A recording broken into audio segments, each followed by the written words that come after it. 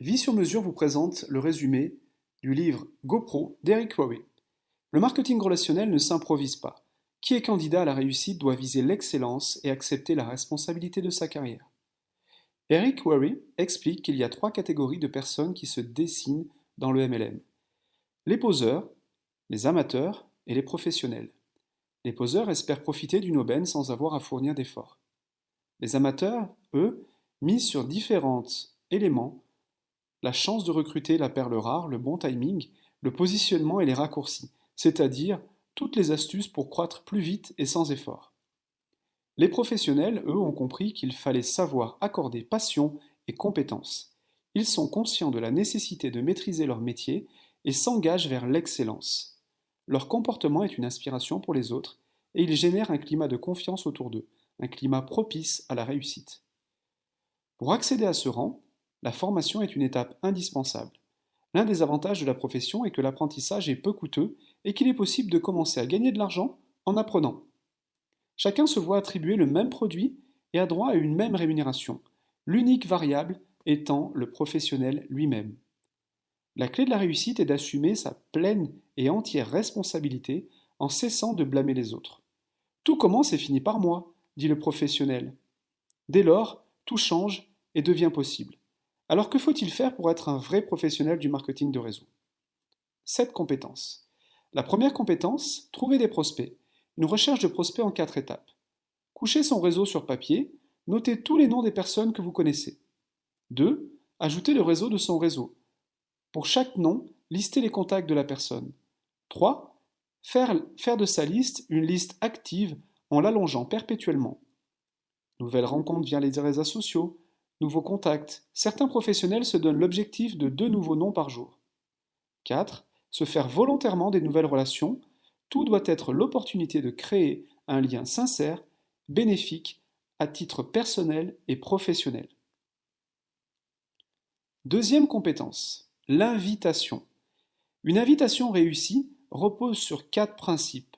Se détacher de ses attentes immédiates, rester soi-même, laisser s'exprimer sa passion et être confiant.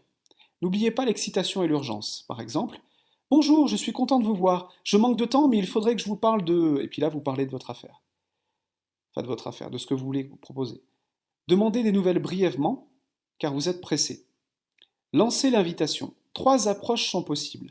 L'approche directe, j'ai quelque chose à vous proposer. L'approche indirecte qui sollicite un avis, vous me rendriez service en examinant ma situation. L'approche ultra indirecte, à l'occasion de laquelle le prospect est soi-disant sollicité pour amener d'autres prospects. Connaîtriez-vous quelqu'un intéressé par... etc., etc. Puis vous lui proposez l'outil, avec la phrase si je, est-ce que vous? Par exemple, si je vous envoie une vidéo, prendrez-vous le temps de la regarder?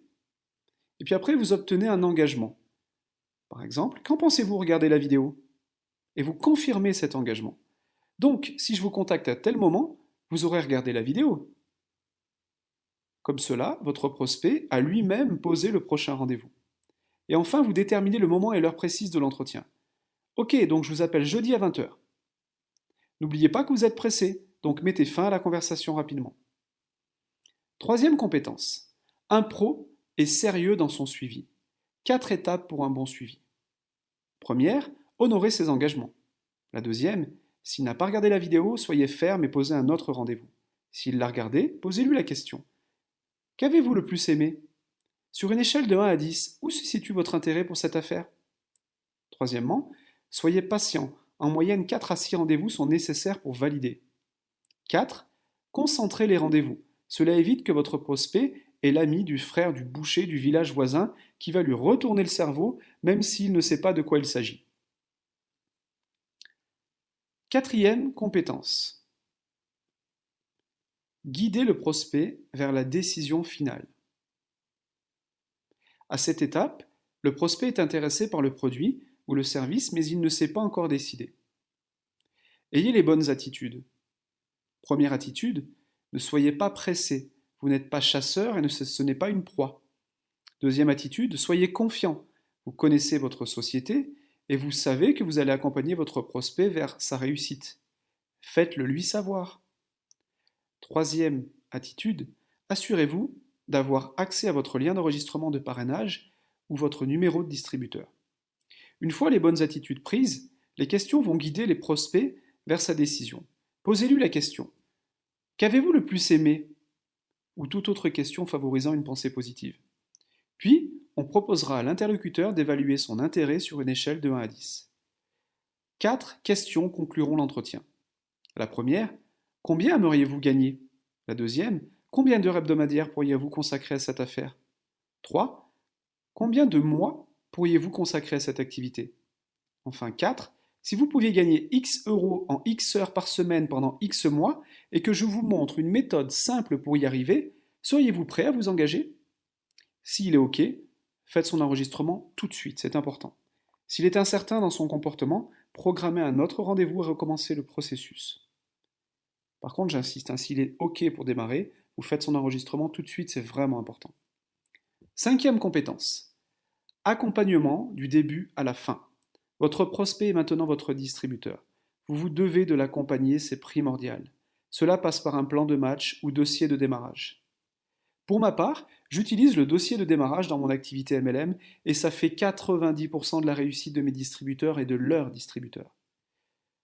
Premièrement, avec votre distributeur, vous allez définir le pourquoi il a démarré cette activité et vous devez souligner l'importance de cette décision qui va l'amener à changer sa vie. Deuxièmement, fixez des objectifs réalistes en vous appuyant sur 3 préceptes suivants. La personne est seule responsable de son succès ou de ses échecs. Le professionnel est à ses côtés, lui donne les outils et la soutient même si il ne fera pas les choses à sa place. Le professionnel reconnaît qu'il y aura des hauts et des bas, qu'il s'agit d'un processus normal et demande comment le distributeur veut être aidé dans les moments difficiles. 3. Le professionnel établit une liste de contrôles répertoriant tout ce dont le distributeur va avoir besoin. 4. Défiez votre distributeur à obtenir des résultats rapides tout en lui donnant les clés pour y arriver. Ça lui donnera une dynamique. 5.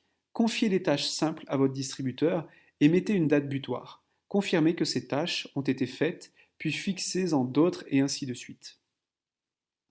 6e compétence. L'art de la promotion d'événements.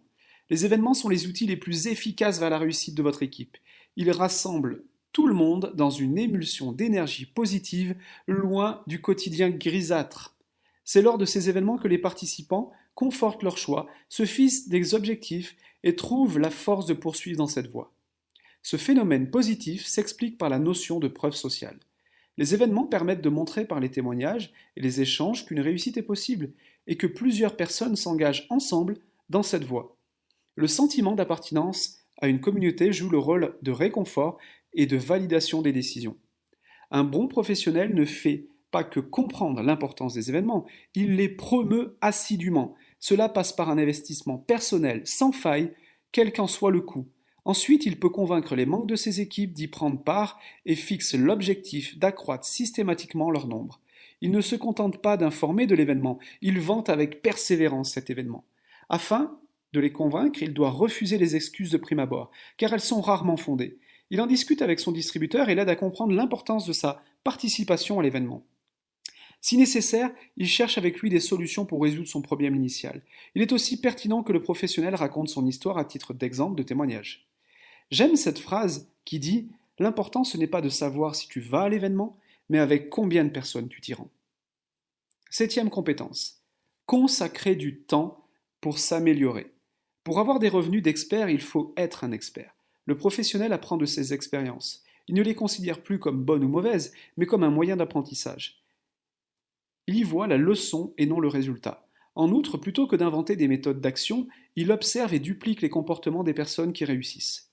Le professionnel n'attend pas d'avoir acquis toutes les connaissances nécessaires, il se met en action. S'il veut acquérir une compétence, il dresse un plan, l'exécute et révise ses résultats. Il perçoit dès lors comment s'améliorer. L'entourage tient également son rôle, comme l'explique la loi de l'association. Elle affirme qu'un individu représente la moyenne des 5 personnes les plus proches de lui, c'est-à-dire qu'il agit, pense, parle et gagne comme elle. Le professionnel limite les interactions avec les personnes négatives, néfastes et se tourne vers des modèles.